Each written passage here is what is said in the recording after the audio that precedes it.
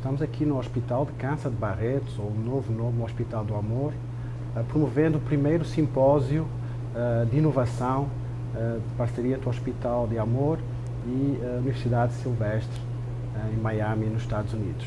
Eu sou o Rui Reis, sou o diretor executivo e científico do Instituto de Ensino e Pesquisa do Hospital e temos o prazer de ter o nosso convidado, distinto amigo, colega, o professor Gilberto Lopes.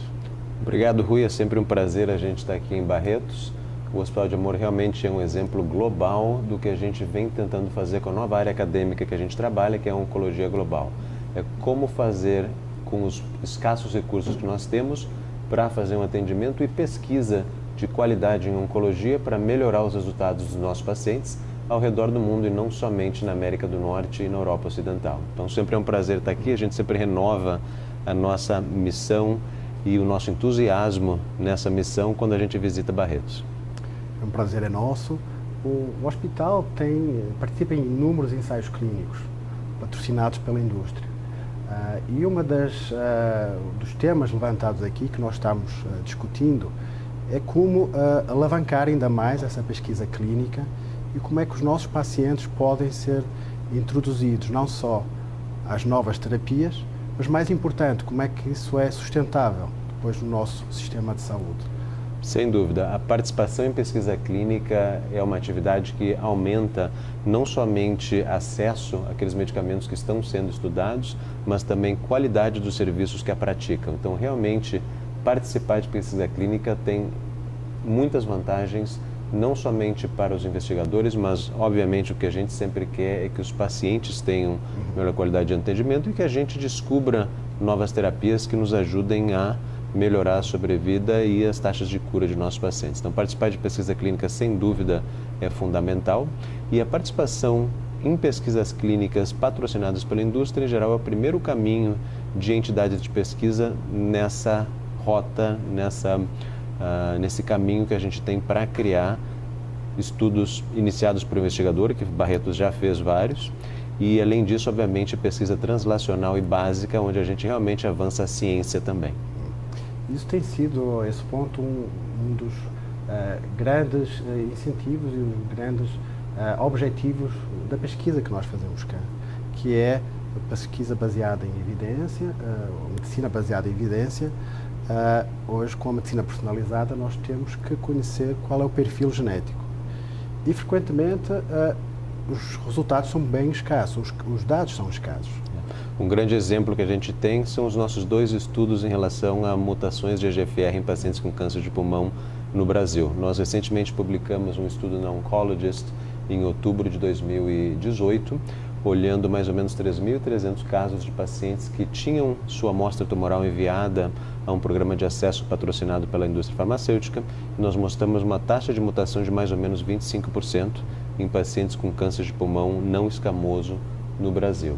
O interessante que a gente também mostrou nesse estudo, a gente teve acesso a uma base de dados de 11 mil pacientes tratados por 5 anos depois de 2011, mostrando que em 2011 apenas 15% dos pacientes no Brasil eram testados para EGFR, um número que subiu para 50%, e aqui entra em 2015, e aqui entra tantos pacientes públicos como pacientes no setor privado, e obviamente isso é uma situação que a gente tem que melhorar muito. Mas o estudo que vocês fizeram é ainda mais interessante porque, além de olhar a taxa de mutações, também olhou a ancestralidade. Por que você não conversa com a gente um pouquinho sobre esse estudo também? O nosso trabalho é bem semelhante, vai nesse sentido.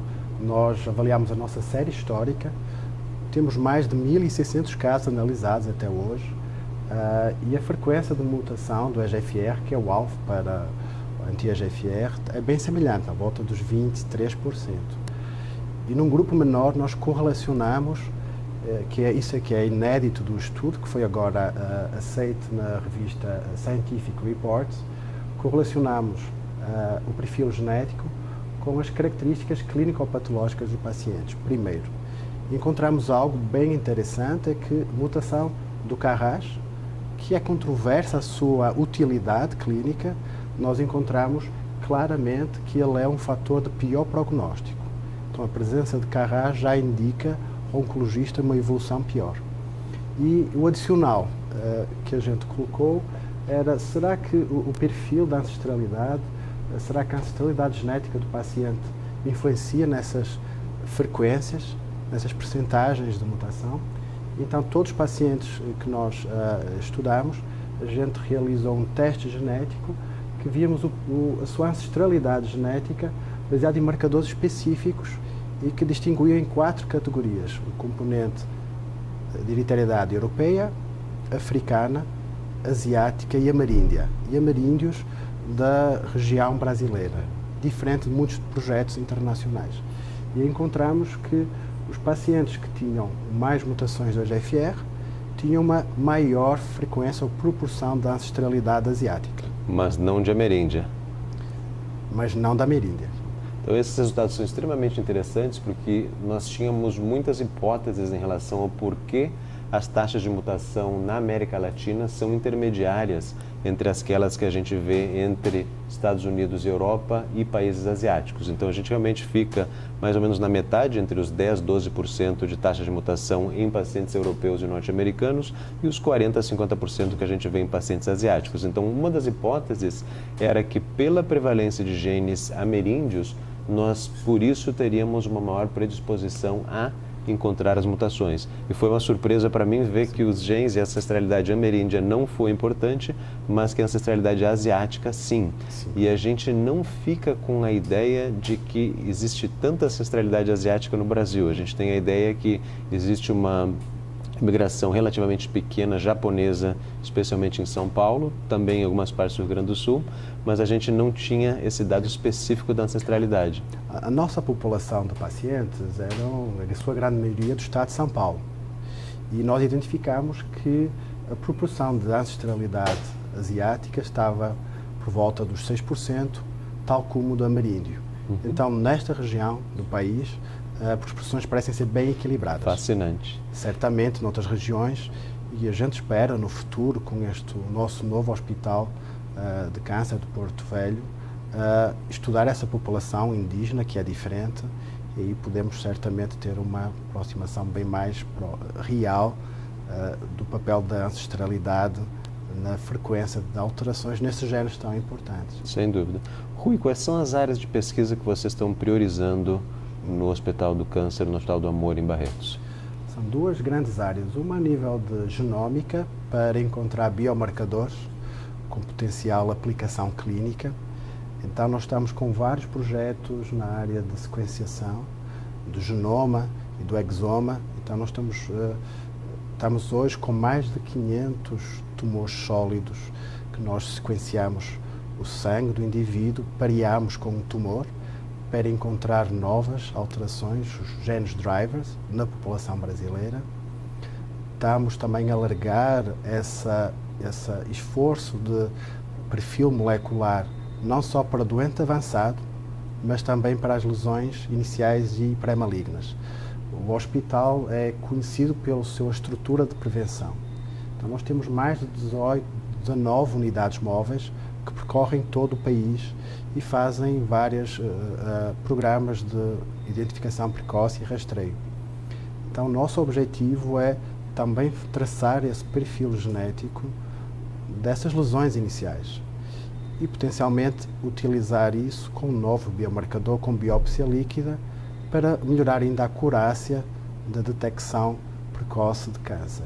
Fascinante. Nós estamos trabalhando muito na Universidade de Miami, no Centro de Câncer Silvestre, também em relação à prevenção e à detecção precoce de cânceres. Em relação a câncer cervical e HPV, nós temos projetos fazendo autoamostra de mulheres para que você possa fazer esse tipo de rastreamento do HPV em casa, sem precisar ir a uma unidade móvel. E esse é um dos projetos de pesquisa que a gente vem trabalhando em Miami.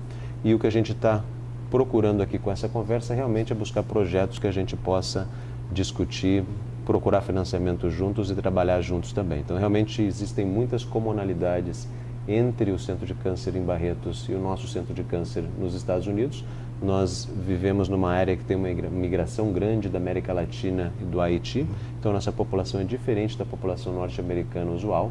Se é que existe alguma coisa, como a gente dizer, população brasileira usual, norte-americana usual, como são populações grandes e bastante heterogêneas e miscigenadas, é difícil a gente dizer que existe uma população típica, mas essa é a grande ideia, é a gente procurar colaborações onde os dois centros ganhem e que não seja só um centro aproveitando dados de outro centro. A ideia é de a gente realmente fazer colaborações verdadeiras daqui por diante, e essa é a grande ideia da visita hoje. E para nós é um grande prazer. A gente tem parcerias com várias instituições do mundo afora, e esta com Miami é uma daquelas que a gente quer colocar no nosso quadro de honra.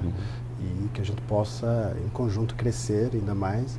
E certamente a experiência é fantástica que você já tem na área da oncologia e da população latina. A gente tem falado que é um grande melting pot, mas isso certamente vai contribuir muito para as nossas questões e para a solução dos nossos problemas. Perfeito. Obrigado, Rui. Um prazer estar aqui com vocês.